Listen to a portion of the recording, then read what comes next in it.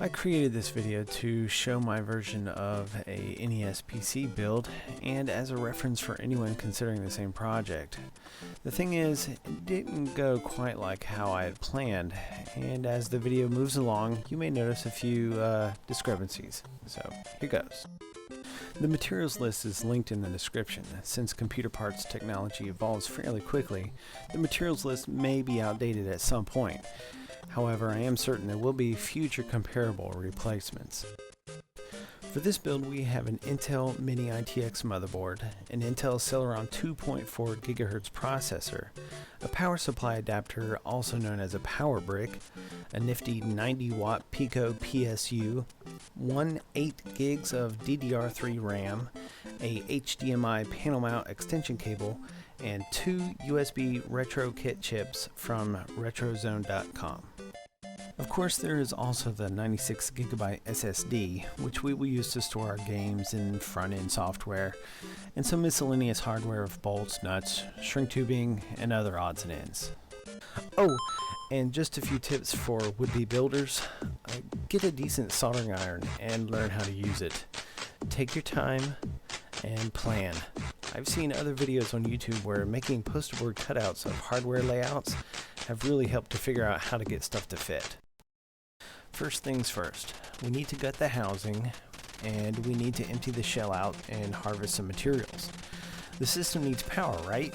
So first thing we need to do is get the power switch and reset switch hooked up. But the connections are from the Tandy 1000 era. Those connections don't exist anymore. So desolder the original power switch from the circuit board. Now, I don't have a spare user input-output wire laying around, so I got some free ones from a local PC repair shop, off a case they were about to toss out. Solder the wires onto the switches and even the LED. Remove the momentary toggle from the switch so that it presses and releases, instead of presses and hold, then presses and releases. Now, for this next part, I realize I'm better off never touching a Dremel ever again. And there was this one time I put a bit into my leg. Yes, it hurt.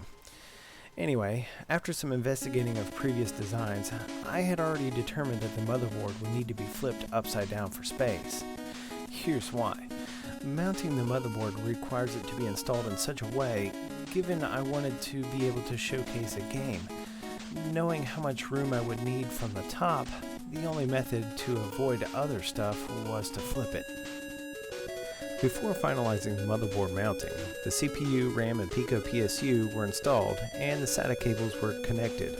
I power tested the system, but installing the Pico PSU discovered there was additional plastic that needed to be removed to give proper clearance for the wires. So, it's back to the Dremel for more clearances. Also, from the picture here, the wires from the Pico PSU to the power port are not long enough to reach the OEM port. I had to lengthen them by cutting and soldering in a splice of wire. And now the power test. So here's the first power on with the monitor and the operating system.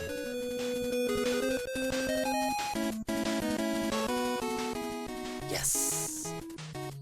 Okay, so now let's talk about that power unit. I wanted the system looking as stock as possible, so I desoldered power and input module from the original NES board, gutted it, cleaned up all the solder joints, and used the gutted frame as the structure to remount the original hardware. I still wanted that OEM look, so concealing the SSD was simple. A game case is hollowed out and the SSD just fits inside.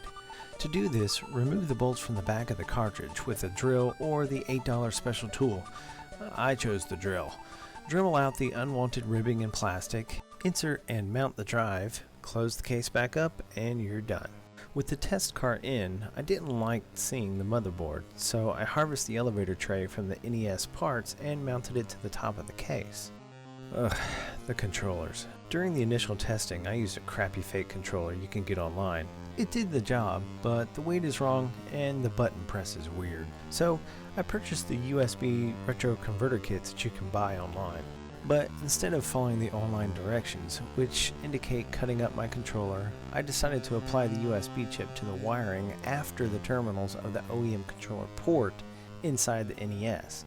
This way, anyone could bring their original NES controllers over to my house, plug it in, and it'll work. So after buttoning everything up, here it is, the completed system. As you can see, there's a game case inside, and you just glance around, it looks like every other Nintendo. So I'm sure you're wondering, why do this, and is it worth it? Well, nostalgia mainly, and the challenge, a tribute to my childhood, and perhaps I'm just prepping to build something a bit more difficult. Okay, so here's a real quick demo of the system hooked up and booting up.